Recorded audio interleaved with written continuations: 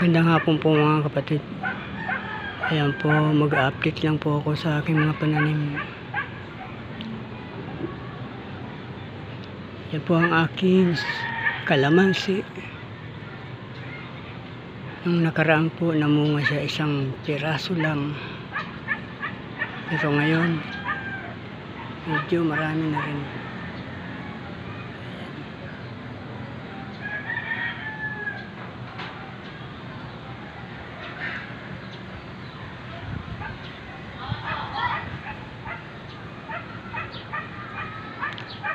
Kaya lang maliliit pa.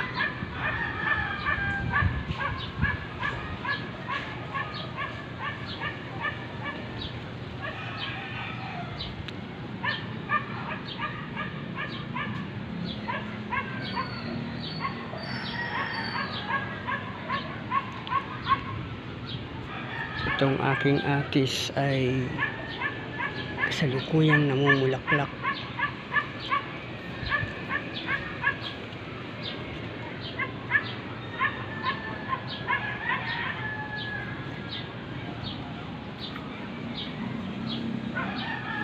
Ang nakaraan po ay isang piraso rin lang ang binunga nito.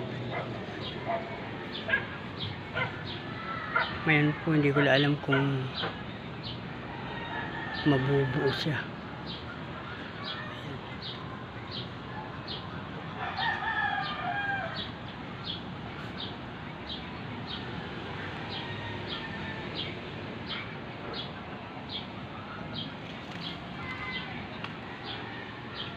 Kanyang puno po ay nasa timba. Ayan.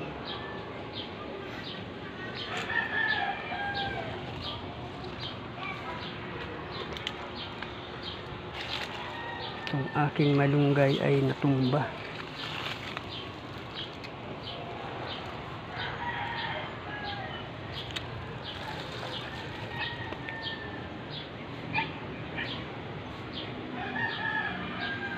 Ito pa yung isa kong kalamansi. Namatay siya. Pero nagsuhi siya sa ibaba.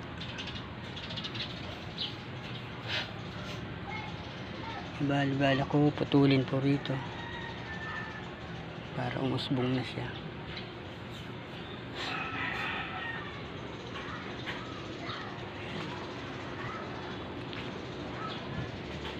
Lansones, star apple, papaya, at meron na po akong ubi.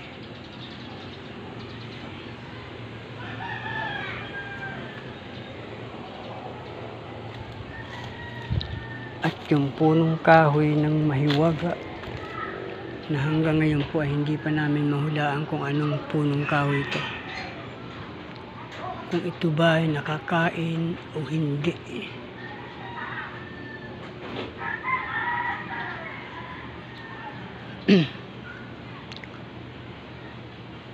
Parang hindi naman lumalaki po yung kanyang bunga. Ayan, mga bilog-bilog pa rin.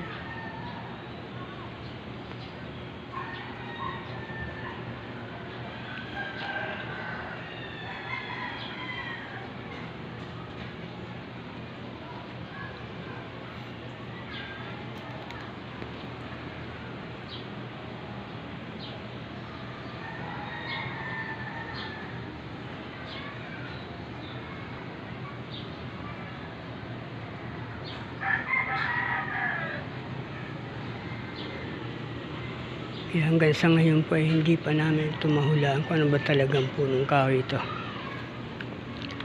May pagkahawig po siya sa baliti. Saan? Talisay.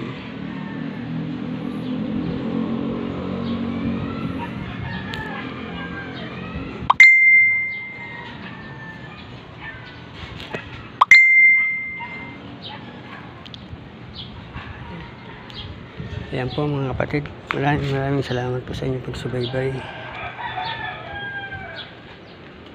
Ang aking suha po ay malabo pang magbunga. yung aking bayabas. Marami siyang bungang maliliit pa. Sige po mga kapatid, maraming salamat po sa inyong pagsubaybay. Salamat po sa panunod ng aking pag-update sa aking mga halaman.